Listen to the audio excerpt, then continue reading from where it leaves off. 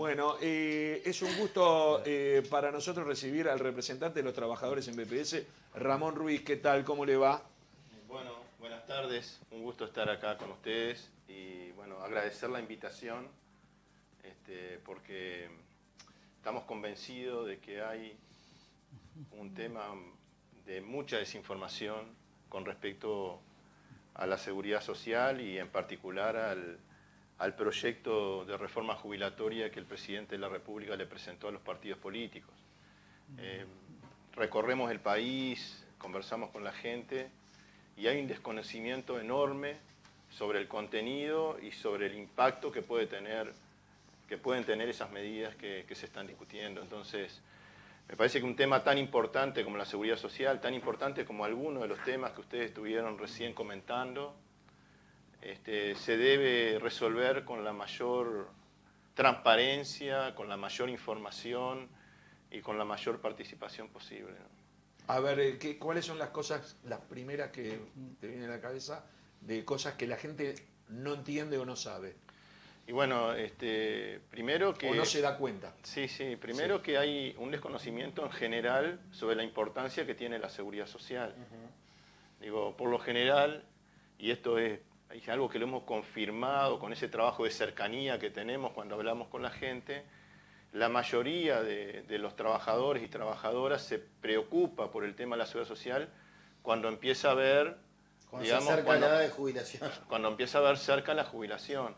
Cuando organizamos reuniones, por lo general es muy difícil que participen los jóvenes, claro, o los no tan jóvenes. O sea, y eso quiere decir... Es un tema cultural, nos falla la palabra previsión, porque sería la previsión lo que tendría que uno tener siendo joven. Sí, ¿no? pero incluso más allá de la previsión, porque la seguridad social no es solamente jubilaciones y pensiones. Nosotros siempre explicamos en nuestras charlas, en nuestras presentaciones, que la seguridad social está presente en la vida de cada uno de nosotros más de lo que creemos. Desde antes de nacer, cuando estamos en el vientre de nuestra madre, recibimos prestaciones de seguridad social, por ejemplo la prenatal, la licencia por maternidad para esa mujer que está embarazada, los controles del parto.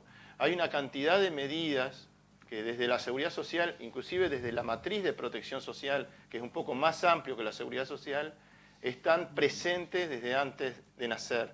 Y cuando pasamos a mejor vida, si algún familiar nuestro queda desamparado porque el principal o único ingreso era el nuestro, esa familia sigue protegida por la seguridad social a partir del derecho que generó ese trabajador. Entonces, y ni que hablar durante el tiempo que estamos en actividad. Hemos estado diciendo una y otra vez que en la pandemia, que recién se habló, en la pandemia el BPS hizo la diferencia. Hubo meses donde había casi 200.000 personas en el seguro paro. Más de 100.000 personas certificadas por COVID o por alguna enfermedad vinculada con el COVID-19. Y ahí eran personas que estaban en actividad, que estaban lejos de la jubilación y que no conocían cómo hacer el trámite del seguro paro, no sabían cuánto le iban a pagar, porque nunca habían utilizado el seguro paro, porque incluso hasta pensaban que nunca lo iban a necesitar. Claro, felizmente no hubo necesidad de hacerlo antes. Por eso. Para algunos, pero todavía existen algunos, porque el seguro paro parcial todavía se prorroga, Sí, ¿no? porque tenemos un mercado laboral que está muy frágil. Claro. O sea, es cierto que ha habido una recuperación de los puestos cotizantes. Pero muchos empleos se han precarizado. Hay más, la mayoría de esos puestos nuevos son más precarios que los que había antes de la pandemia. Cuando estuvimos discutiendo hace unas semanas el presupuesto del BPS, el BPS proyecta de que va a aumentar la cantidad de cotizantes, pero va a bajar la recaudación por ese concepto. Quiere decir que lo que aporta cada uno va a ser sobre una base que es muy distinta a la que había antes de la pandemia. Entonces, tenemos un mercado laboral muy frágil donde hay empresas que si desenchufamos el seguro de paro parcial que se creó durante la pandemia, que ya existía pero que se perfeccionó, seguramente algunas empresas no van a soportar y no van a poder seguir funcionando y van a tener dificultades. No solamente con esta medida que el ministro de Trabajo acaba de decir que se va a prorrogar para los sectores más castigados, sino también algunos programas que tienen que ver con el empleo, como la oportunidad laboral a través del MIDES, a través del programa, que es una ley de oportunidad laboral, que hay varios intendentes que están pidiendo que continúe y hay personas que están planteando que por favor continúe cuando son salarios de 12.000 pesos y trabajando algunos jornales en el mes. Esos fueron los jornales solidarios. Exactamente. ¿Terminaron ya? ¿Terminaban en No, ahora digo, está la segunda hay tanda. una incertidumbre porque no se sabe si va a continuar o no. Hay voces que reclaman y hay voces que aparentemente dicen que no se justificaría continuar con esto. Ramón, Sí, con mucho Bianchi quiere hacer una pregunta. Ruiz, tengo entendido que tras el primer año, después que toda la reforma esté ya vigente, habría un descenso en las jubilaciones de entre un 18 y un 30%. Eso me imagino que lo preocupa. ¿Qué Sí. tan cierto es esto? Que haya un descenso drástico en las jubilaciones. Sí, nosotros presentamos este informe la semana pasada. Les voy a dejar, tengo 3, así que de repente luego se lo mando en soporte electrónico, pero a la estrella, a la más popular, le voy a entregar uno. Si dice Nadia Forever, salen sin TV. No, si dicen Nadia, dicen no a la reforma de la seguridad social. No, lo que nosotros con ese informe estamos demostrando es que todos los trabajadores y trabajadoras que tienen 52 años o menos, con este proyecto de reforma van a perder, van a cobrar menos jubilación. O sea, ¿qué me puede O sea, que pasar es a mí, cierto. por ejemplo, Sí, con todos. 42? Los que tienen menos de 52 años, no importa el ingreso que tenga, van a perder.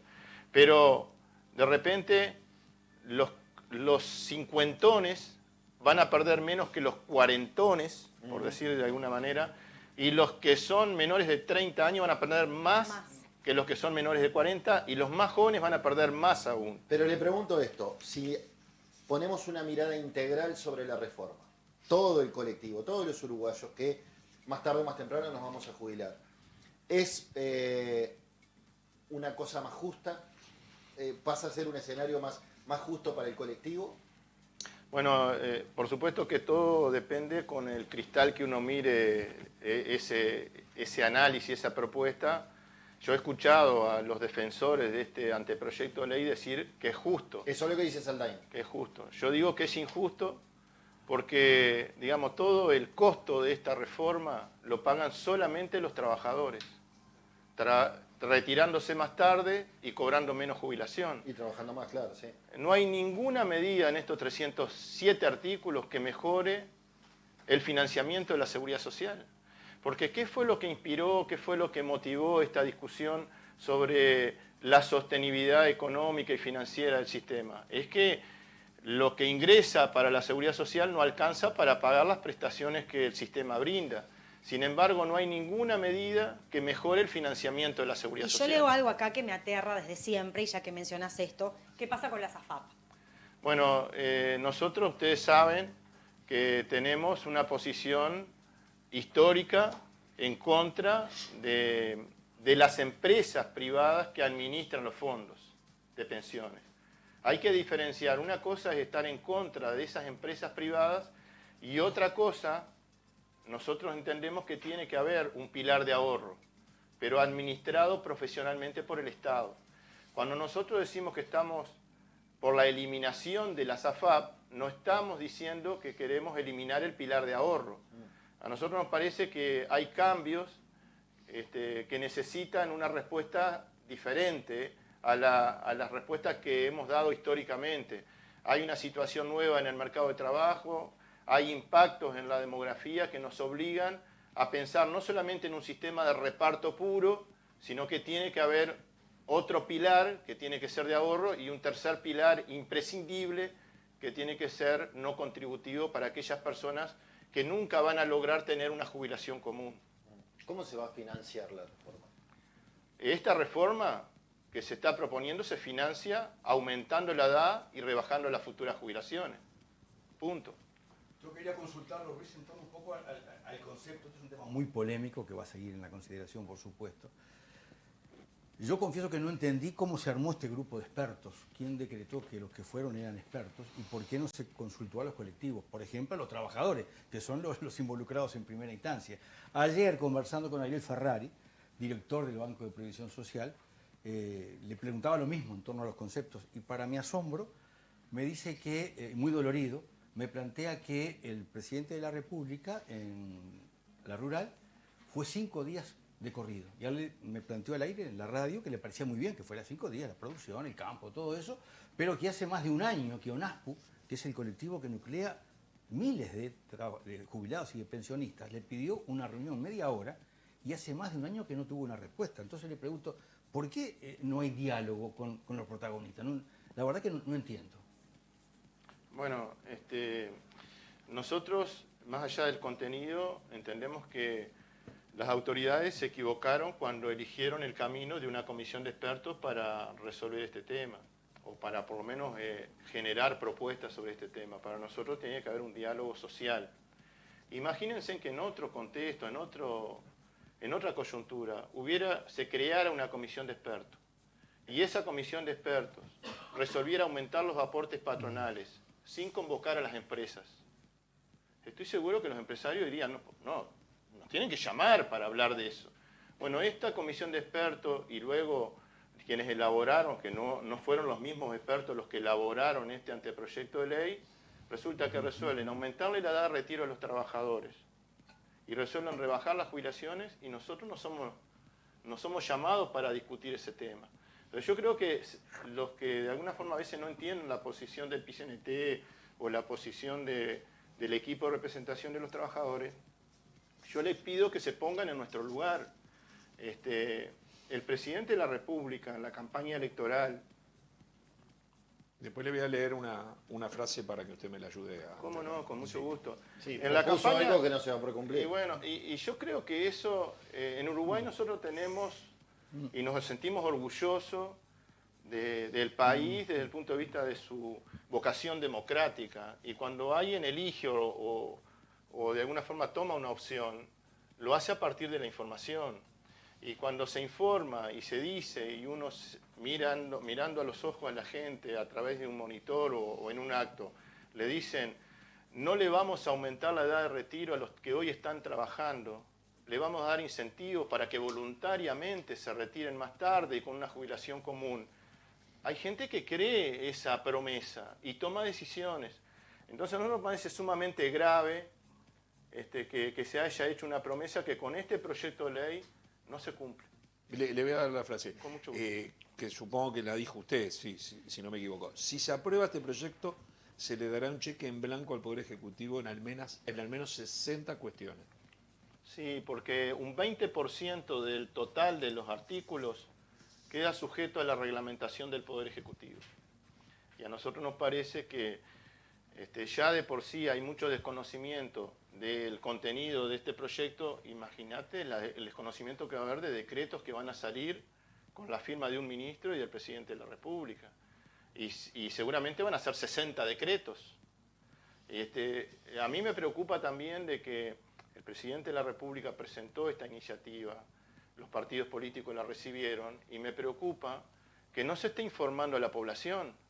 Porque si nosotros, por ejemplo, nosotros presentamos este informe y salimos a explicarlo, no es que presentamos el informe y le pedimos a los demás que salgan a explicarlo. Resulta que se presenta un anteproyecto de ley, lo conocen muchos actores, pero nadie sale a informar. Bueno, eso tiene una explicación, que es precisamente un anteproyecto. Todavía no es el proyecto final. Sí, pero... Saldain, por ejemplo, ha salido a dar explicaciones en notas periodísticas sobre el contenido del anteproyecto, pero siempre se aclara, todavía no se votó en el Parlamento, es un anteproyecto. Sí, pero yo estoy recorriendo el país porque hay que informar ahora, no después que esté... Mi Ramón. madre decía, después del trueno Santa Bárbara, no. Y a la altura del Acá hay mandato que que estamos. informar Se va a antes. cocinar en el Parlamento, ahí se van a hacer Eso los cambios. está horrible, porque... Claro, eso es lo que usted discrepa, que no se Está consulte horrible, las fuerzas sociales. está horrible que este tema se discuta con una mayoría muy ajustada, de espalda a la gente, y además con acuerdos políticos partidarios y no con un consenso amplio Acá. desde el punto de vista social y político. Acá me escribe Nelda de Positos y me dice, dijeron que están convencidos que otra reforma es posible. ¿Es cierto eso? Sí, hay que darle perspectiva a la gente y hay que darle esperanza, porque se está transmitiendo de que esta reforma es inevitable. Y se transmite, cuando se dice eso, porque las palabras tienen una carga, digamos, y cuando uno dice una palabra tiene una fuerza enorme, si alguien le está asegurando a las personas de que esto es inevitable y que si no se hace no vamos a poder pagar las jubilaciones, eso genera una preocupación en mucha gente. Y nosotros queremos, por lo menos, transmitir a los que nos están escuchando de que es posible otra reforma. Le queremos dar perspectiva a la gente, que no hay una sola receta, que no hay un solo camino, y nosotros hemos propuesto cosas. En ese sentido, queremos transmitir esperanza para la gente, por lo tanto, queremos decir, esta propuesta no es justa, porque solamente ponemos los trabajadores. Segunda cosa, hay esperanza, hay perspectiva, y es posible crear entre todos una propuesta que sea para construir un sistema más justo, más solidario. También se dice que es solidario, no es solidario, porque acá se le da más poder a las AFAP. Parece que el capítulo sobre el ahorro individual lo hubiese redactado una AFAP, porque se favorece a las AFAP con este proyecto. Entonces, realmente hay mucho más cosas para decir. Yo sé que el tiempo está claro, pero, es escaso, pero creo que realmente queda bastante claro el mensaje y bueno, esperemos que se puedan llegar a acuerdos, ¿no? Para mejorar esto. Me hace acordar al tango, cuando Cadícamo con 95 años le preguntaron por qué los jóvenes no se acercaban al tango. No hay problema, ya van a llegar. Esto también. El tango sí. El tango te espera. El tango te está Algún esperando. año El BPS también. bueno, eso que tú La dices, jubilación te está esperando. eso que tú dices tiene que ver con lo que hoy se reunió la mesa representativa del PCNT. Yo vengo de ahí y dimos un informe a todos los sindicatos. Y ahí yo le decía que en el año 96, en aquel momento Ernesto Murro, porque hace 30 años que estamos defendiendo la seguridad social, se acaba de celebrar los 30 años de la participación social en el BPS, y Ernesto Murro en el año 96, cuando se aprobó la ley de la SAFAP, dijo, miren que los futuros jubilados van a tener una rebaja de un 20%. Llegó el año 2016 y los trabajadores cincuentones, que en aquel momento tenían 40 años y que empezaban a cumplir 60 años, se dieron cuenta que la rebaja era de un 30%. Hoy la representación de los trabajadores está diciendo que todas las personas que hoy tienen 52 años se van a perjudicar con esta reforma. Yo no quiero que el tango nos espere, ni que la jubilación nos espere. Quiero que me escuchen, que escuchen a la representación de los trabajadores, que escuchen al PCNT, que está diciendo que no va a ir mal. Gracias, Ramón, por estar aquí con nosotros y por venirse hasta acá, hasta nuestros estudios.